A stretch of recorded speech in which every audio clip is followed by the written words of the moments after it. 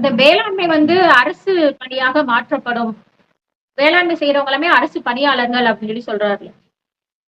ஆமா. அது அது ரொம்ப நல்ல பாயிண்ட். அது நம்ம ஏற்கனவே இன்னொரு காணொளியில கூட அத பத்தி பேசினோம். ஆ அரசு அரசு பணியாளர்கள் அப்படின்ற அந்த ஸ்டேட்டஸ வேளாண்மை செய்றவங்களுக்கு, விவசாயிகளுக்கு, சிறு, குறு, நடுத்தர விவசாயிகள், எ அப்புறம் கூலி வேலை செய்யக்கூடியவர்கள், விவசாய கூலிகள், அடுத்து இப்ப இந்த மாதிரி அதுக்கு அந்த ஸ்கில்டு லேபர் இருக்கு இல்லையா? இந்த கட்டட வேலை செய்றவங்க, அந்த வேலை செய்றவங்க, இந்த விஷயம் எல்லாத்தையுமே அரசு தொழிலாகவே நம்ம மாற்றலாம். மாற்ற முடியும். அதுல குறிப்பா விவசாயம், விவசாயத்தோடு சேர்ந்த அந்த தொழில். அது எல்லாத்தையுமே அரசு வேலையாக நம்ம அறிவிச்சிட முடியும். அதற்கு உரிய ஊதியத்த நிர்ணயம் பண்ணி அத செய்ய முடியும். இப்ப 100 நாள் வேலை திட்டத்துல 100 நாளைக்கு அரசு வேலை கொடுக்கிறது இல்லையா? அது அரசு வேலை மாதிரி தானங்க. 100 நாள் குடுக்குறது. அது 365 நாளுக்கு நம்ம குடுக்க முடியாதா? அது குடுக்கலாம். தாராளமா குடுக்கலாம். அடுத்து அந்த 365 நாள் குடுக்குறோம். அடுத்து அவங்களுக்கு இந்த பிஎஃப், பென்ஷனு இந்த மாதிரியான ஸ்கீம்ஸ் அது எல்லாத்தையுமே கூட அதுல இன்ட்ரோடியூஸ் பண்ணிட முடியும்.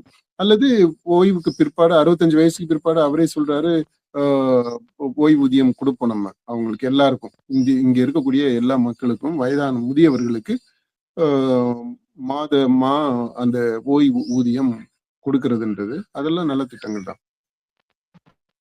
அடுத்து வந்து இந்த மதுவை ஒழிப்பேன் அப்படிங்கிறாரு. மதுவுக்கு மாற்றா வந்துட்டு கல்லு கொண்டு அனுமதிக்கப்படும் அப்படிங்கிறாரு. இந்த மது ஒழிப்பு அப்படிங்கிறது சாத்தியமான ஒரு விஷயமா தமிழகத்தை பொறுத்தவரை? தமிழகத்தை பொறுத்த மட்டும் இல்லைங்க. உலகத்துல எங்க நீங்க போனீங்கனாலும், உலக வரலாற்றை எடுத்துக்கிட்டீங்கனாலும், எப்பவுமே இந்த மது இல்லாம இருந்தது இல்ல. மதுன்றது மக்கள் இந்த மதுன்ற அந்த போதை மக்களுக்கு தேவைப்பட்டிருக்குது. வரலாற்று ரீதியாகவே இன்றைக்கும் அதனுடைய தேவை இருக்குது. அதனால மதுவை ஒழிக்க முடியாது.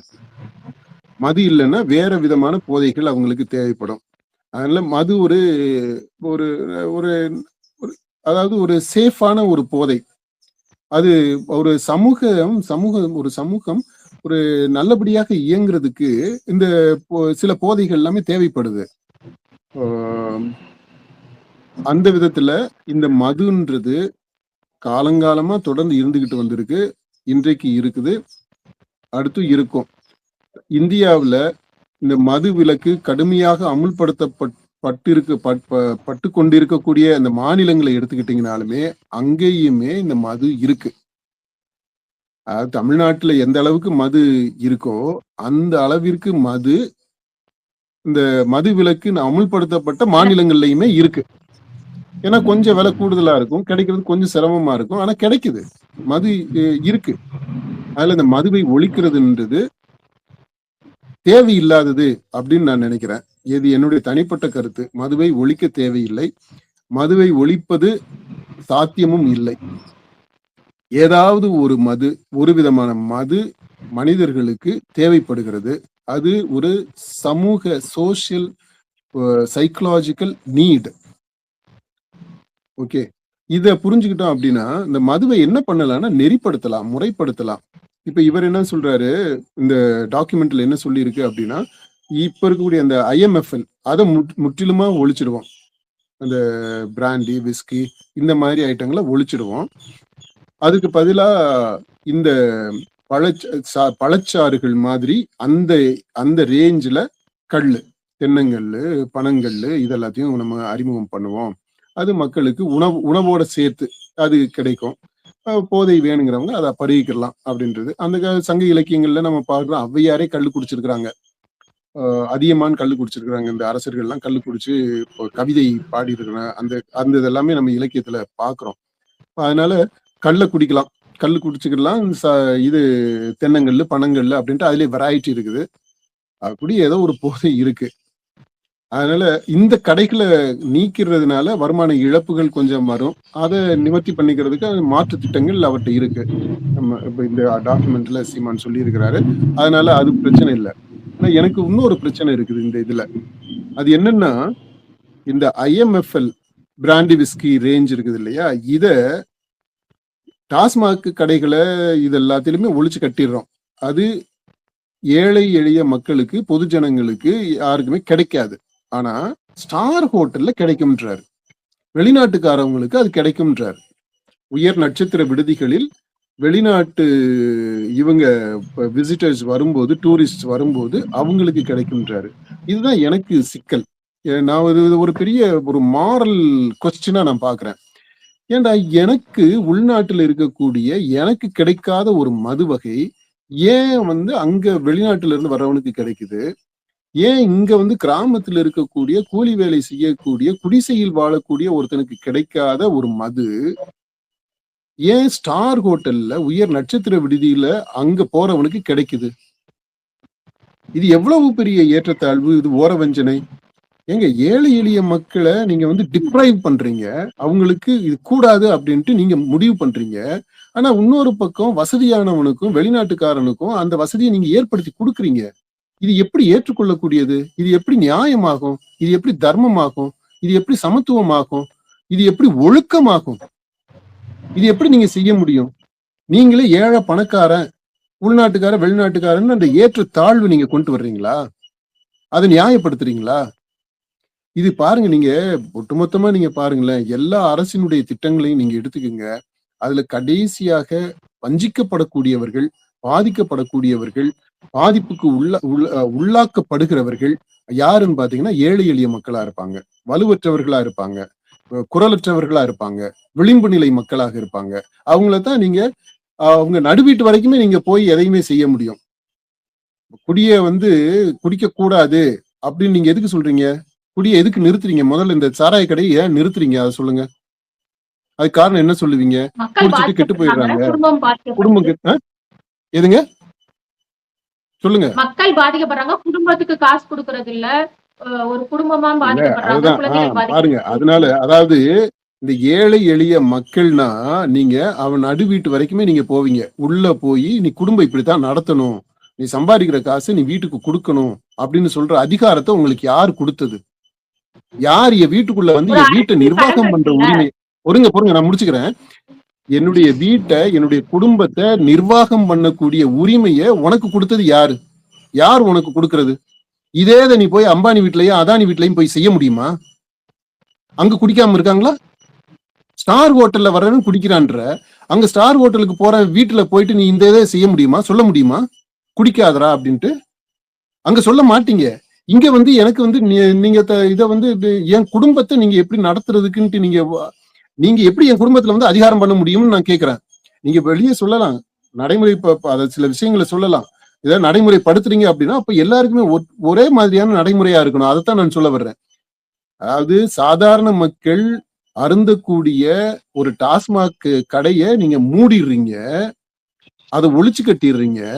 அதுக்கு பதிலா நீங்க கொடுக்குற கள்ளத்தான் நான் குடிக்கணும்ன்றீங்க. குடிக்கணும்னா அந்த கள்ள குடி, இல்லாட்டினா குடிக்காத அப்படின்றீங்க. இந்த விதியை நீங்க ஏங்க ஸ்டார் ஹோட்டலுக்கு கொண்டு போக மாட்டேன்றீங்க? அங்க ஏன் கொண்டு போக மாட்டேன்றீங்க? உங்களை எது தடுக்குது? என்ன தடுக்குது? எது இறக்குமதி செய்யப்பட்ட சரக்குகள்? அதுதான் சொல்றீங்க. அந்த சரக்குகளை இங்க ஏன் நான் குடிக்க கூடாதுன்றீங்க, அங்க ஏன் குடிக்கலாம்ன்றீங்க? அந்த முரண்பாடு, அதாவது இட் இஸ் மோர் தென், இது என்ன சொல்றதுன்னா இது ஒரு தர்மமே இல்லை, இது ஒரு நீதி நியாயமே கிடையாது. ஏழைக்கு ஒரு நீதி, பணக்காரனுக்கு ஒரு நீதின்றதா எல்லா காலமும் நடந்துகிட்டே இருக்கு. அதைத்தான் நீங்க இந்த சீமான் கொண்டு வரக்கூடிய இந்த மாற்று சமுதாயம், மாற்று அரசியல், மாற்று இது வாட்டவர், அங்கேயுமே இதே ஏற்றத்தாழ்வு நீங்க கொண்டு வருவீங்களா? ஏழைனா ஒரு நீதி, பணக்காரன்னா ஒரு நீதியா? ஏழைனா ஒரு வசதி, பணக்காரன்னா ஒரு வசதியா? காசு இருந்தாக்கா அவன் எதை வேணாலும் செஞ்சுக்கலாமா? எதை வேணாலும் அனுபவிச்சுக்கலாம், எப்படி வேணாலும் அனுபவிச்சுக்கலாம். அதுதானே இப்ப நடந்துகிட்டு இருக்கு. எப்ஸ்டைன் ஃபைல்ஸ்ல நம்ம பாக்குறோம்ல, பணம் எல்லாமே எவன் பேரவோ சொல்றாங்க. உலகத்துல இருக்கக்கூடிய அதிபணக்காரர்கள், உலகத்துல இருக்கக்கூடிய அதி மோசமான தவறுகள் எல்லாத்தையுமே அவன் தான் போய் பண்ணிக்கிட்டு இருந்திருக்கான். இன்னமும் தொடர்ந்து பண்ணிக்கிட்டு இருப்பாங்கன்னு நினைக்கிறேன். அதெல்லாம் ஓகே உங்களுக்கு. ஆனா இந்த ஏழை பாளைங்க ஒரு கொஞ்சம் குடிச்சிடக்கூடாது, கொஞ்சம் இதாகிடக்கூடாது, என்னங்க நீதி இது? அது ஏழைகளை வஞ்சிக்கிறது, அது ஏழைகள் அனுபவிக்கிறத பார்த்தா உங்களுக்கு பொறாமையா இருக்கா? அதுல என்ன, ஏன் அப்படி நீங்க இது பண்றீங்க? இவெல்லாம் அனுபவிக்கலாமா அப்படின்னு உங்களுக்கு தோணுதா? அதனால இந்த பொதுவாவே எல்லா அரசினுடைய திட்டங்கள்லயுமே நீங்க பாருங்க, எல்லா அரசுகளும் எல்லா அரசுகள் நல்ல அரசுகளா இருக்கிறது கூட எடுத்துக்கங்க, கெட்ட அரசை எடுத்துக்கங்க. எல்லாத்துலயுமே உள்ள அடிநாதமா இருக்கக்கூடியது என்னன்னா, இந்த ஏழை எளிய மக்கள கீழ் நிலையிலேயே தான் வச்சிருக்கிறது. அவங்களுக்கு கருணை அடிப்படையில நீங்க மேல இருந்து பார்த்து சில சலுகைகள குடுக்குறீங்க. அவங்கள ஒரு மனிதர்களா நீங்க வந்து ஏத்துக்கிறீங்க. அவ்வளவுதான். அந்த மாதிரி தான். உங்க கட்டுப்பாட்டுக்குள்ள தான் அவங்க இருக்கணும். நீங்க சொன்னீங்கன்னா, நீங்க சொல்றத செய்யணும். நீங்க சொல்ற இடத்துல அவங்க ஓட்டு போடுன்னா, நீங்க ஓட்டு போடுன்னு சொல்றீங்கன்னா, அந்த சின்னத்துக்கு அவங்க ஓட்ட போடணும். அந்த மாதிரி தான். நீங்க வந்து பிள்ளைய பெத்துக்கிறணும் அப்படின்னா, அவங்க பெத்துக்கிறணும். பெத்துக்கிற கூடாதுன்னா, பெத்துக்காம இருக்கணும். இந்த வேலைய செய்யணும்னா, அந்த வேலைய செய்யணும். இதெல்லாம் என்னங்க கொடுமை? இதெல்லாம் மாத்தணும்ன்றத அந்த மாத்துறதுக்கான அரசு தான் நம்ம எதிர்பார்த்துக்கிட்டு இருக்கிறோம். அப்படிப்பட்ட ஒரு அரசு வரணும். வந்து இந்த பல கோடி பனைமரம் திட்டம் அப்படிங்கிறது ஒண்ணு சொல்லியிருந்தாரு. இப்ப நிறைய பனைமரங்கள் வந்து நடப்படும். அத வந்து மதிப்பு கூட்டி நிறைய தொழிற்சாலைகள்லாம் விட்டு அதுல இருந்து பொருட்கள்லாம் தயாரித்து விற்கப்படும் அப்படிங்கிற மாதிரி ஒரு சொல்லி இந்த திட்டத்தை எப்படி பாக்குறீங்க? அந்த இது எல்லாமே ஓகே. பனைமரம் நடலாம், தென்னை மரம் நடலாம். அதுலலாம் என்ன ஒண்ணுமே இது இல்லையே! பனைமரம் எல்லாம் அது காலங்காலமா இப்போ இருந்து அதனுடைய பயன்கள் அதிகம். அதுக்கு இடைப்பட்ட காலத்துல அது அழிவு ஆகி போயிடுச்சு. நெறைய இடங்கள்ல பார்த்தீங்கன்னா, அப்படியே உயிரோட மரங்கள்லாம் செத்து செத்து கிடக்கிறத நம்ம பார்க்குறோம். அழிஞ்சு போயிருக்கு. அதெல்லாம் புதுப்பிக்கிறது, பனைமரம் பனைமரம் மட்டும் இல்ல, நெறைய அந்த மரபு ரீதியான மர வகைகள் அது எல்லாமே அழிஞ்சு போயிடுச்சு. அது எல்லாத்தையுமே நம்ம இப்ப திரும்ப கொண்டு வந்து செய்யலாம் அப்படின்றது நல்ல விஷயம் தான். அதெல்லாம் பாராட்டலாம். அதெல்லாம் செய்யக்கூடியது தான். அடுத்து முக்கியமான விஷயம் என்னன்னா மருத்துவம் வந்து உயர்தரமா ம். உயர்த்தப்படும் மருத்துவ சிகிச்சை. அதாவது யாரா இருந்தாலும் முதலமைச்சர், ஐஏஎஸ் அமைச்சர்கள் எல்லாருக்குமே வந்து ஒரே மாதிரியான சிகிச்சை அரசு மருத்துவமனையின் தரம் வந்து உயர்த்தப்படும் அப்படிங்கிற ஒரு விஷயத்தை வந்து சொல்லியிருக்கிறாரு. சூப்பரான இதாங்க. அது நல்ல அரசு மருத்துவமனையில தரத்த உயர்த்துறதுன்றது ஓகே. இதுல 2 விஷயம். இப்ப சீமான் ஆட்சிக்கு வந்து அரசு மருத்துவமனைகளுடைய தரத்தெல்லாம் உயர்த்திட்டாரு. அப்போலோ ஆஸ்பத்திரி இருக்குமா? இருக்காதா? அப்போலோ இருக்குமா? இருக்கும் இருக்காதா? இருக்கும். இருக்கும். ம். அப்போலோ இருக்கிற வரைக்கும், நீ என்னாதான் அரசு மருத்துவமனையினுடைய தரத்த உயர்த்தினாலும், அந்த பாகுபாடு இருக்கத்தான் செய்யும். ஏன்னா, அரசு எவ்வளவு தூரத்துக்கு தான் நீங்க பணத்த செலவு பண்ணாலுமே, தொழில் ரீதியாக செய்யக்கூடிய அத அனுமதிக்கிறீங்க அப்படின்னா, கல்வியிலயும் சரி, மருத்துவத்திலயும் சரி, எல்லா துறையிலயுமே. கல்விக்கு அதுதான் பொருந்தும். இப்ப நம்ம சொல்றது அதுக்கும் பொருந்தும்.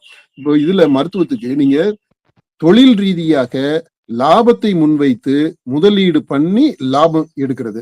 அத முன்வைத்து நடத்துறதுக்கு அனுமதி குடுக்குறீங்க அப்படின்னா, அந்த அந்த நிறுவனத்தோட நீங்க அரசு போட்டி போட முடியாது. ஏன்னா, எப்போ நீங்க ஒரு வசதிய செஞ்சு குடுக்குறீங்கன்னா, அத விட 10 மடங்கு அதிகமான வசதிய இந்த தனியாரால ஏற்படுத்திற முடியும். ஒரு நொடியில ஏற்படுத்திற முடியும். அரசு வங்கிகளே அதுக்கு ஆயிரக்கணக்கான கோடிகள் எந்த விதமான இதுவுமே டாக்குமெண்ட்டுமே இல்லாமலே கடன குடுத்துருவான். அதனால இப்ப இந்த இந்த இது கல்விக்கும் சரி, இதுக்கும் சரி, இதுல எல்லாம் இன்னும் கொஞ்சம் ஆழமா யோசிக்க வேண்டியது இருக்கு. அரசு பள்ளிகள நீங்க டெவலப் பண்ணிருவீங்க. ஆனா சிபிஎஸ்இ ஸ்கூல் இருக்கும். அந்த ஏற்றத்தாழ்வு அப்படியே இருக்கும். இங்க வந்து நான் பிள்ளைகள கொண்டு வந்து சேர்த்துருவேன் அப்படின்ற அங்க இருக்கிற பிள்ளைய நீங்க கொண்டு வந்து இங்க சேர்க்கணும்ன்ற அவசியம் என்ன இருக்குதுங்க? அதே மாரி தான் மருத்துவமும். இங்க வந்து ஆஸ்பத்திரியே நீங்க நல்லா பண்ணுங்க. பண்ணிட்டு ப ப பண்றது ஓகே. அங்க போகாம இங்க வரணும். இங்க வர வச்சுருவேன் அப்படின்ற அந்த சவடால் இருக்கு பார்த்தீங்களா? அது அவசியமே இல்லாதது. இருக்கிற வசதிய இம்ப்ரூவ் பண்றேன்னு சொல்லுங்க. இன்னும் நல்லா பண்ணுவேன்னு சொல்லுங்க. ஆனா இதுக்கு இணையாக தனியாருக்கு இணையாக நீ செய்யணும்ன்ற அவசியம் கிடையாது. மக்களுக்கு என்ன தேவையோ அத நீங்க செய்யுங்க. இதுக்கு இத விட ஒப்பிடவே கூடாது. அப்ப நீங்க வந்து வியாபார ரீதியா உடல் நலத்த வச்சு, அதுல விளையாடுறது மாதிரி வியாபாரம் பண்ணக்கூடிய மருத்துவமனைகள பூரா ஒழிச்சு கட்டுங்க அப்போ. அதே மாரி வியாபாரத்த முன் வச்சு, லாபத்த இலக்கா மையமாக வச்சு பள்ளிகள் நடத்துறாங்க இல்லையா? அந்த பள்ளிகள பூரா நீங்க ஒழிச்சு கட்டுங்க. இது ஒண்ணுப்பா. 2வது என்னன்னா, நான் மெயினா பார்த்தது நானும் அரசு பள்ளியையும் பார்த்திருக்கிறேன். அரசு மருத்துவமனையையும் பார்த்திருக்கிறேன். இங்க என்ன முக்கியமான தேவை என்ன அப்டின்னா, இங்க இருக்கக்கூடிய அந்த அரசு பணியாளர்கள் இருக்கிறாங்க இல்லையா? பள்ளினா ஆசிரியர்கள், இங்கன்னா மருத்துவர்கள். மருத்துவர்கள், செவிலியர்கள் இவங்க யாருமே மருத்துவமனைக்கு வரக்கூடியவங்கள மதிக்கிறதே கிடையாது. ஏழை எளிய மக்கள் தான் வர்றாங்கன்னா, அரசு மருத்துவமனைக்கு போறவங்கள அவங்க பார்க்கக்கூடிய அந்த பார்வை இருக்குது பார்த்தீங்களா? அதுவே அவ்வளவு இளக்காரமான ஒரு பார்வைங்க. ரொம்ப கேவலமா நடத்துறது. இதெல்லாம் ரொம்ப அது மாற்றம்ன்றது நீங்க வசதியை ஏற்படுத்தி குடுக்குறதுன்றது மட்டும் இல்ல. அது தேவைதான். நிச்சயமா அத செய்யணும். ஆனா அதுக்கு முன்னாடி அங்க பணியாற்றக்கூடிய மருத்துவர்களும், பணியாற்றக்கூடிய ஆசிரியர்களும் அவங்களுடைய ஆட்டிட்யூடும் மாறணும். அவங்க மனம் மாறணும். அவங்க நல்லவங்களா மாறணும். வாங்குற சம்பளத்துக்கு வேலை செய்யறது மட்டும் இல்ல. சக மனிதர்கள அவங்க வேலை செய்யக்கூடிய இடத்துல வரக்கூடிய பிள்ளைகள், இங்க மருத்துவமனைக்கு வரக்கூடிய நோயாளிகள், இவங்கள மனிதர்களா மதிக்கணும் ஃபர்ஸ்ட். அவங்களுக்கு ஈக்குவலான சம உரிமை பெற்ற, சம மாண்பு உடைய மனிதர்களாக people with dignity, human dignity, with respect அது நடத்தணும். அது இல்லைங்க. அதுதான் மெயின். அரசு மருத்துவமனையில அவ்வளவு கேவலமா நடத்துறீங்க. அதனாலதான் நீங்க வந்து எந்த பொறுப்புமே கிடையாது. இப்ப சமீபத்துல கூட நீங்க பாருங்க, ஒரு ஆஸ்பத்திரிக்கு போறாங்க, போனா டாக்டர் இல்ல, நர்ஸுக்கு வந்து அந்த அவசர முதலுதவியா அந்த சிகிச்சை கூட செய்ய தெரியல, குழந்தை செத்தே போயிடுச்சு. இதுதான் லட்சணம். அது இளக்காரமா நடக்கிறது. என்ன ஏழை தானே, ஏழை உயிரை வந்து நீ காப்பாத்தணும்ன்ற அவசியம் கிடையாது. அது சாகணும்னா செத்துக்கிடலாம். அப்படி அந்த ஆட்டிடியூடு. ஏழை பிள்ளை இது என்ன, அந்த தலித் பிள்ளை படிக்கணும்ன்ற அவசியம் கிடையாது. அண்ணன் ஏதோ நாங்க பார்த்து உன்னை வந்து உங்களை உட்கார வச்சு உனக்கு வந்து பாடம் சொல்லி கொடுத்துக்கிட்டு இருக்கிறோம். உனக்கு பாடம் சொல்லி கொடுத்து உன்னை புத்திசாலி ஆக்கணுன்ற கடமையெல்லாம் எங்களுக்கு கிடையாது. ஏன்னா அவங்க பிள்ளை எல்லாம் இன்னொரு இடத்துல இருக்குது. இதுதான் இதை மாற்றணும்னா, இதை மாற்றுது. இவர் என்ன சொல்றாருன்னா, வன்முறையான வார்த்தைகளை தான் பயன்படுத்துறாரு. பள்ளியில எல்லாம் அந்த பள்ளியில இருக்கக்கூடிய ஆசிரியர்கள் அவங்க பிள்ளைகளை பள்ளிக்கு கொண்டு வரணும்ன்றாரு. அது மாதிரி இங்க வந்து அரசு மருத்துவமனைக்கு எல்லாரும் அங்க கொண்டு வரணும் அப்படின்றாரு. இதெல்லாம் ஒரு அளவுக்கு மேல வற்புறுத்த முடியாது. ஏன்னா இவங்க வந்து கோர்ட்டுக்கு போயிடுவாங்க. இந்த கோர்ட்டுன்னு ஒண்ணு இருக்குது இல்லையா, அங்க போய் இது வந்து என்னுடைய தனிப்பட்ட உரிமையை பாதிக்குது. ஏற்கனவே அது மாதிரி நடந்திருக்குன்னு நினைக்கிறேன். இந்த ஸ்கூல்ல வந்து அரசு அலுவலர்கள், அந்த பள்ளி ஆசிரியர்கள் அவங்க அரசு பள்ளியில பிள்ளைகளை சேர்க்கணும், அவங்க பிள்ளைகளை சேர்க்கணும் அப்படின்றத இது கோர்ட்டுக்கு போனாங்கன்னா கோர்ட்ல நிக்காது. அது நீங்க வற்புறுத்த முடியாது. இந்த பள்ளியில தான் படிக்க வைக்கணும் அப்படின்னு நீங்க சொல்ல முடியாது. இந்த ஆஸ்பத்திரிக்கு தான் நீங்க போகணும் அப்படின்னு நீங்க சொல்ல முடியாது. நான் எங்க வேணாலும் போவேன், எந்த ஆஸ்பத்திரிக்கு வேணாலும் போவேன், வெளிநாட்டு கூட போவேன். அப்படி ஆயிரும். அதனால இது எல்லாமே இன்னும் கொஞ்சம் ஆழமா சிந்திக்க வேண்டியது இருக்குதுன்னு நான் நினைக்கிறேன். அதாவது முதற்கட்ட வரைவு, ஃபர்ஸ்ட் டிராஃப்ட் அப்படின்ற அளவுல இத நம்ம பாராட்டுறோம். ரொம்ப நல்ல, அதாவது உரத்த சிந்தனை, பல முனைகளையும் பார்த்து யோசித்து எல்லாத்தையும் ஒருங்கிணைச்சு செய்யணும் அப்படின்ட்டு. இது வந்து ஒரு மல்டி பெர்ஸ்பெக்டிவ், அது எல்லாம் ஒருங்கிணைச்சு கொண்டு வந்திருக்கு ஒரு டாக்குமெண்ட் அப்படின்றதுனாலே இதுல உள்ளேயே ஒரு சில முரண்பாடுகள் இருக்கு. சில தெளிவுகள் தேவைப்படுது. சிலதை மாற்ற வேண்டியது இருக்குது. சிலது அன்ரியலிஸ்டிக்கா இருக்குது. சிலது அன்பிராக்டிக்கலா இருக்கு. ஆனா ஒட்டுமொத்தமா பார்க்கும்போது ஒரு லாஃப்டி ஐடியல் இது நிச்சயமாக அப்ரிசியேட் பண்ணப்பட வேண்டியது.